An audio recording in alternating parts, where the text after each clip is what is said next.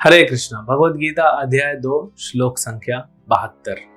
एष ब्राह्मी स्थिति पार्थ नैनां प्राप्य विमूयति स्थिति वास्याम अंतकालेपि ब्रह्म निर्वाणमृच्छति। यह आध्यात्मिक तथा ईश्वरीय जीवन का पथ है जिसे प्राप्त करके मनुष्य मोहित नहीं होता।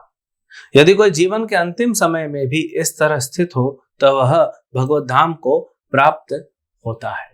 भगवान बता रहे हैं कि जीवन के अंत में भी अगर कोई भक्ति में अपना मन लगा सके, अपनी चेतना लगा सके, कृष्ण की सेवा में लगा सके, तो वह भगवत धाम जा सकेगा, मोक्ष प्राप्त कर सकेगा। उदाहरण आता है खटवांग महाराज का। एक राजा हुए पूर्व में जिनका नाम था खटवांग महाराज। तो वे उनको बुलाया गया था पृथ्वी से। देवता बुलाते हैं कभी कभी। दशरथ महाराज भी गए थे देवताओं के लिए युद्ध लड़ने के लिए, उनको सपोर्ट करने के लिए। जैसे इस संसार में भी देखते हैं ना, एक देश लड़ रहा है लेकिन वो नहीं लड़ पा रहा है तो किसी दूसरे देश को सपोर्ट के लिए बुलाता है। तो जब देवताओं और असुरों का युद्ध होता है तो कई बार देवता जब हार रहे होते हैं तो पृथ्वी से ऐसे महान राजाओं को बुलाया जाता है जो असुरों से लड़ सके, वो छोटे राजा नहीं होते। तो खटवांग महाराज को बुलाया। अब इतना वो युद्ध करने में व्यस्त हो गए कि समय नहीं बचा। जब युद्ध कंप्लीट हुआ तो देवताओं ने बोला खटवांग महाराज से कि महाराज आपकी वजह से आज हम जीत गए, आप मांगिए वरदान। ये भी अजीब है। आप एक हिसाब से खटवांग महाराज को वरदान दे रहे जिसने आपको बचाया है, असुरों से बचाया, अभी वरदान मिल रहा है। ठीक है, देवताओं के पास भगवान ने वो शक्ति दी है वरदान देने की। तो खटवांग महाराज बोलते हैं मुझे एक वरदान चाहिए, बताइए मेरे पास कितना समय बाकी है। तो बोले आपके पास तो बहुत कम समय बाकी है, आपकी मृत्यु होने वाली। तुरंत मुझे मेरे राज्य में पहुंचाइए। तो तुरंत भेज दिया जाता है और तुरंत खटवांग महाराज बैठ जाते हैं और पूरी तरह भगवान पे ध्यान केंद्रित करते हैं। भगवान का नाम लेते हैं और पूरा नाम जप करते करते भगवान पे केंद्रित हो जाते हैं और तुरंत उनकी मृत्यु हो जाती है, भगवत धाम चले जाते हैं। अगर अंत समय में भी भगवान का नाम लिया जाए तो हमें मोक्ष मिल सकता है। लेकिन कोई कहेगा तो बहुत अच्छा है, तो अभी पूरा जीवन अभी से क्यों भक्ति में लगा रहे, मुझे अपने हिसाब से जीने दीजिए।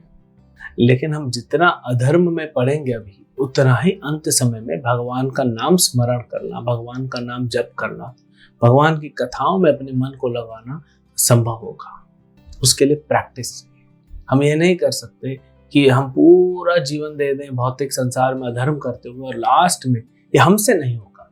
खटवांग महाराज पूरा जीवन धर्म से जीते आए थे। हम अधर्म में जी रहे हैं कलयुग में, न चाहते हुए भी अधर्म होता है। इसीलिए प्रहलाद महाराज भी कहते हैं कि बुद्धिमान व्यक्ति वही है कि जो 5 साल की आयु से भक्ति चालू कर दे। तो माता पिता का भी एक कर्तव्य है कि 5 साल की आयु से बच्चे को भक्ति कराना चालू कर दें। नाम जप करना, भगवान को प्रणाम करना, भगवान का प्रसाद तो बचपन से ही खाते हैं। तो भक्ति के कार्य में लग जाए, कथा सुनने में। फिर भगवान यहाँ बताते हैं निर्वाण। अबे आपने सुना होगा निर्वाण, बहुत फेमस वर्ड हो गया ग्लोबली। निर्वाण एक्चुअली निर्वाण है। निर्वाण का मतलब होता है जो भौतिक जीवन से परे हो। मटेरियलिस्टिक लाइफ जो है, जो भौतिकवाद है, उससे परे हो, उसको निर्वाण कहते हैं। तो जब हम प्रैक्टिस करेंगे भक्ति का तो धीरे धीरे अपने आप भौतिक जीवन छूटता जाएगा। भौतिकतावाद जो है वो दूर हो जाएगा, उसको निर्वाण कहते हैं। अब बुद्धिस्ट जो कहते हैं कि निर्वाण मतलब सब खत्म हो गया, शून्यवाद। शून्य मतलब ये जब मृत्यु हो गई तब सब शून्य होगा, कुछ नहीं बचा। बल्कि भगवान भगवत गीता में इसको नहीं सपोर्ट करते। भगवान कृष्ण कहते हैं कि जब भौतिक जीवन से हम परे हो जाते हैं, आध्यात्मिक जीवन में लग जाते हैं, उसको निर्वाण कहते हैं। क्योंकि आत्मा की मृत्यु नहीं होती, ये तो हमने देखा। अब आत्मा की मृत्यु नहीं होती तो आत्मा करता क्या है?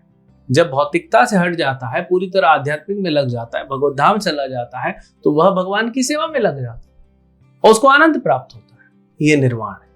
अब कोई भगवत धाम जाए, यानी वैकुंठ जाए भगवान के धाम में, या यहाँ पे रहे, लेकिन अगर उसका मन, उसकी इंद्रियां, उसका चेतना, उसका बुद्धि पूरी तरह से भगवान में लगा है, उसको फर्क नहीं पड़ेगा।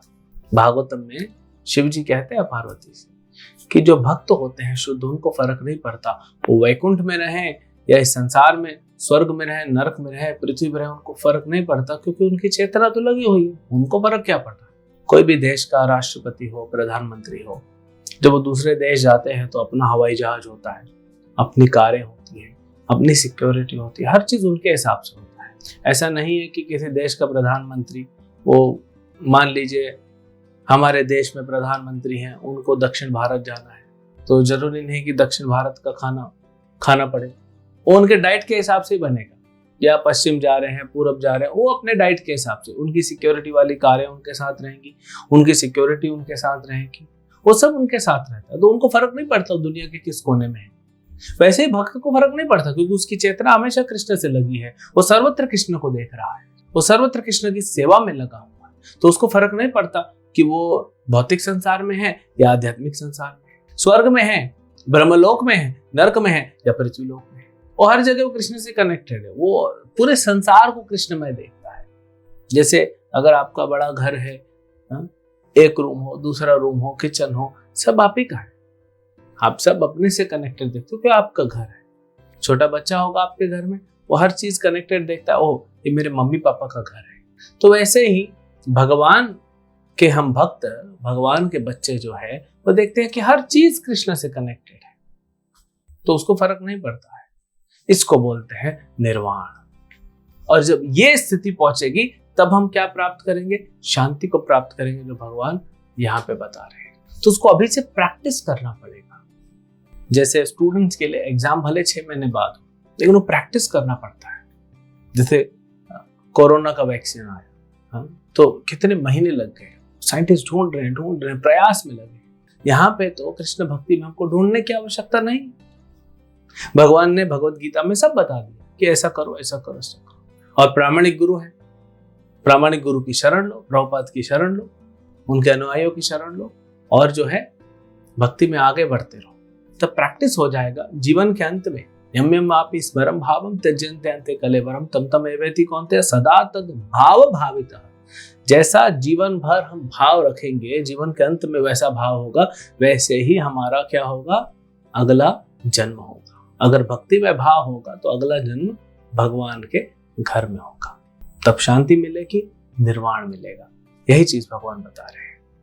तो ये दूसरे अध्याय का समापन हुआ, और श्रील भक्तिविनोद ठाकुर इसे गीता का सार कहते हैं, क्योंकि इसमें भगवान ने सब बता दिया। लेकिन आगे अर्जुन प्रश्न पूछेंगे कि विस्तार से समझाइए, तो भगवान तीसरे अध्याय से विस्तार से इसको और समझाते हैं। हरे कृष्ण।